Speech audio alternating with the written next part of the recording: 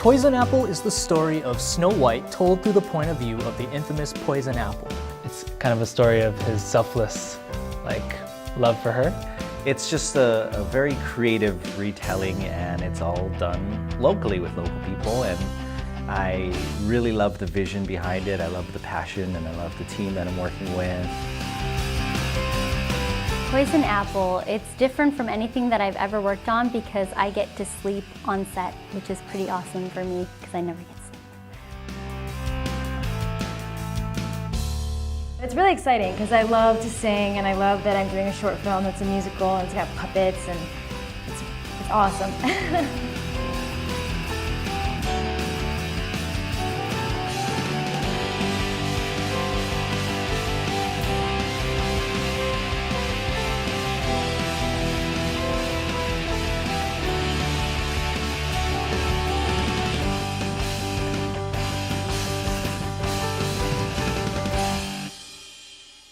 I've always been a fan of the classic Snow White fairy tale, and I've been especially fascinated with the idea of the poison apple being this universally recognized symbol of temptation and impending doom. After all, the apple ends up killing Snow White, essentially. And I wanted to take this idea and flip it over its head and ask, what if the apple was just in the wrong place at the wrong time? I mean, doesn't he deserve to share his story with the rest of the world? It was kind of cool because I'm playing a character that has been portrayed in so many different ways, and there's definitely been a rebirth of the Snow White character, and it's kind of cool playing the more traditional kind, the more innocent kind of Snow White, and just trying to find that within myself, so that was pretty neat. So it looks like he's looking away from the camera, right? Like only when he should make eye contact only when he's first his head first. And then he looks away. And he looks up there. Oh, okay. I've worked with Dane on many films in the past, and it was different this time because he's got a much bigger crew. Poison Apple is a film that requires artists with very particular skill sets, and I think I've assembled the most talented, intelligent, passionate crew of artists that any director could ask for. Oh, hi, I'm Shane Gallarde, production designer for Poison Apple, and I'm going to talk to you a little bit about one neat physical effect that we're doing. It's called the bokeh effect, and so we've got these regular Christmas lights, and then in the camera, they're all out of focus there, and then I've got this little bokeh stencil there, and I just put it on there, and it makes those little hearts.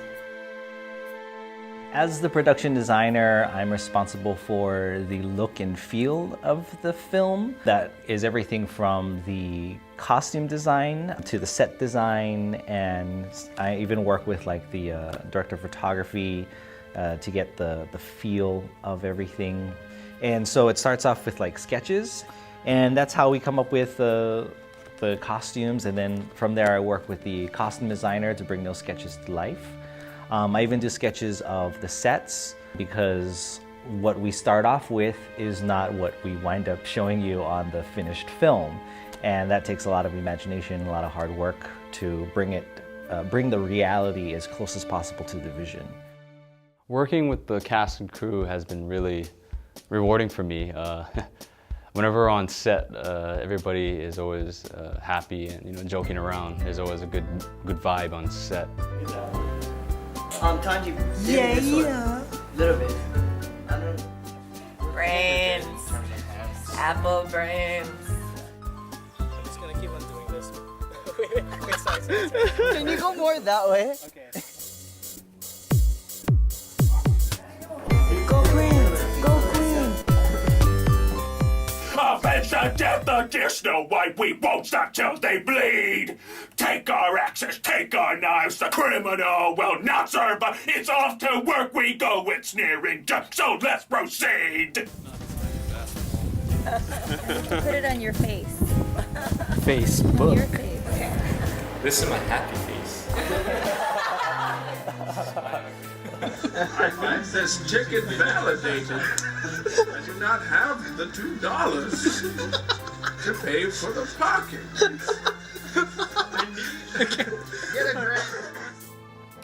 The process of transforming into a dwarf involved about 2 hours worth of makeup and watching the Lord of the Rings trilogy.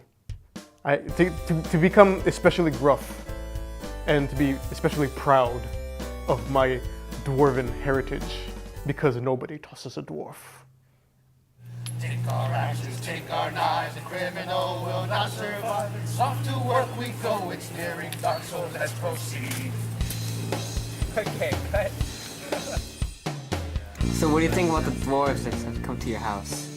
The what? The dwarves? Oh, they're delightful. They're very funny. It was a lot of fun working with the makeup artists Crystal and Jen. Just the experience of having like a fake beard put on my face. I had seen interviews and such of other actors who they talk about their experience of it, and for me to be able to experience that as well, it was pretty cool. This one's for you, dear stepdaughter, you. Playing this iconic character of the Queen has been a really fun journey for me. I originally wanted to be Snow White when I auditioned, but I was told that only the Queen got to sing, so of course I wanted to sing, and I was really intrigued by the dynamic characteristics of the Queen, that she got to be the Queen and the hag at the same time, so that was really cool. Show the teeth. Nice. Oh. Okay, so like this, and then like... There was a scene where I was taking a bite out of the apple and I had to fall on the floor, and I was terrified of the idea of falling onto the floor, so they were nice enough to let me just, you know, kind of hit my head against the wall. But I was even scared to do that, so I had to hit it about 30 times or more, and it was really difficult because I was very afraid. And so by the end of that, I was pretty dizzy, and I went home pretty dizzy, so thanks, Dane. Oh, I'm sorry, I'm ruining this.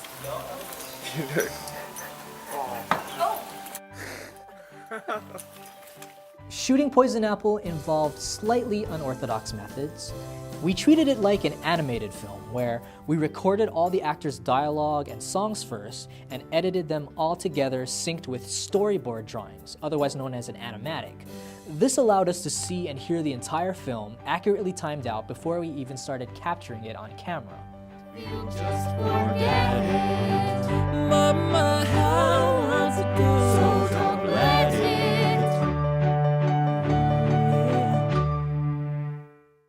The mirror on the wall said you're the fairest one of all. This film was always intended to be a musical. There are 5 original songs that yours truly has composed, and they all sort of fit into this funhouse mirror Disney-esque world where anyone and anything could just burst out into song at any time. Dane came to my studio and gave me the lyrics and a copy of the song, so I was able to review it a little bit beforehand. And then I just did a few voiceover runs of the song and tried to have fun with it. Can I keep her? Can I hold her and kiss her and sweep her? Oh, but how to awaken this sleeper? The process of learning, recording, and filming the dwarf song, what happened first was that I got a copy of the song itself so that I could learn it and just sing along to it until I got the hang of it. And then we actually went to a recording studio and recorded the voices there.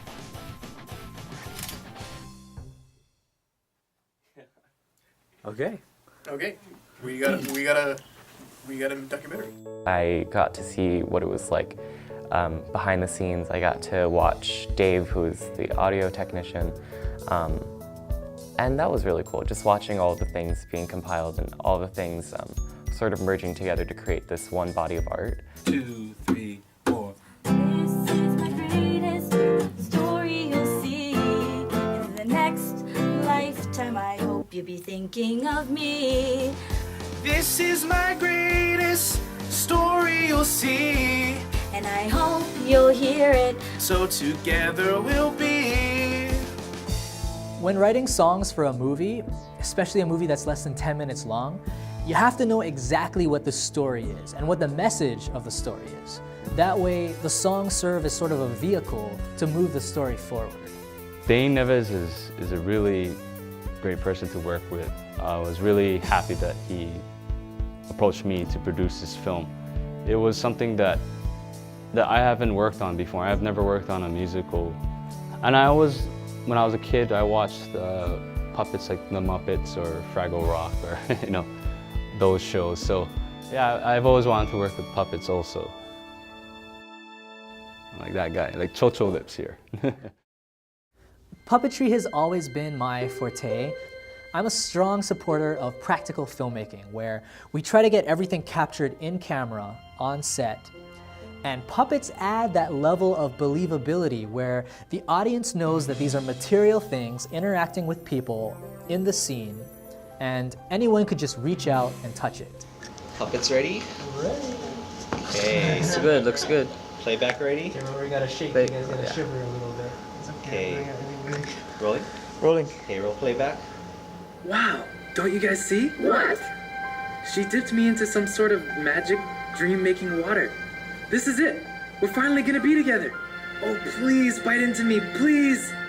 Okay, so these are the puppets. We have 5 green puppets, and there's 1 red apple character, but we actually have about 6 or 7 different versions of this one. So this one is cool because you can stick your hand inside. It's big enough for someone's hand to go inside from the back, and then you just operate the mouth like this. Most of these are all hand operated. Again, we've got a hole in the back here, and just what works like that. Some of them you can go from the bottom, like this one.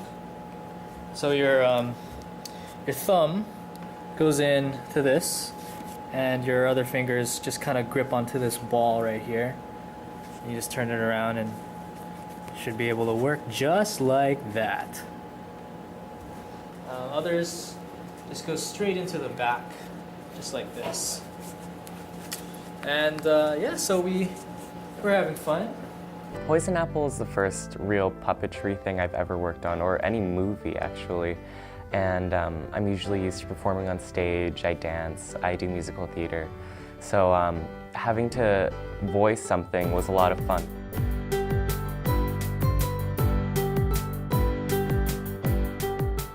You can tell that this film is going to be very successful, and I'm happy to be a part of this film.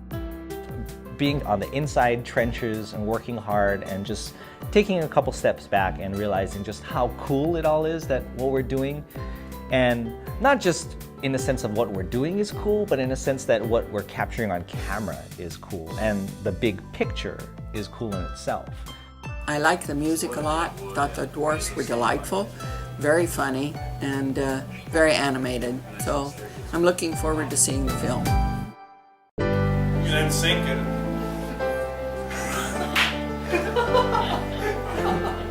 Come on, Backstreet Boys. Backstreet's back, alright. Yeah.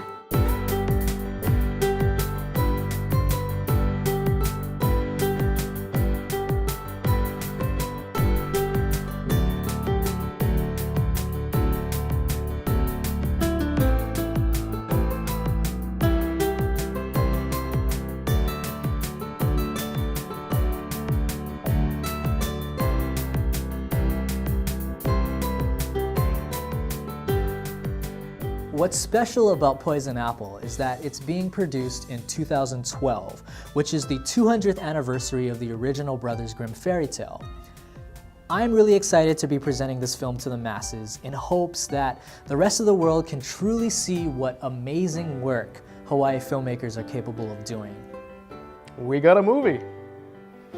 All right, Dane, we just finished and just wrapped up. What do you got to say about it, man? Yeah.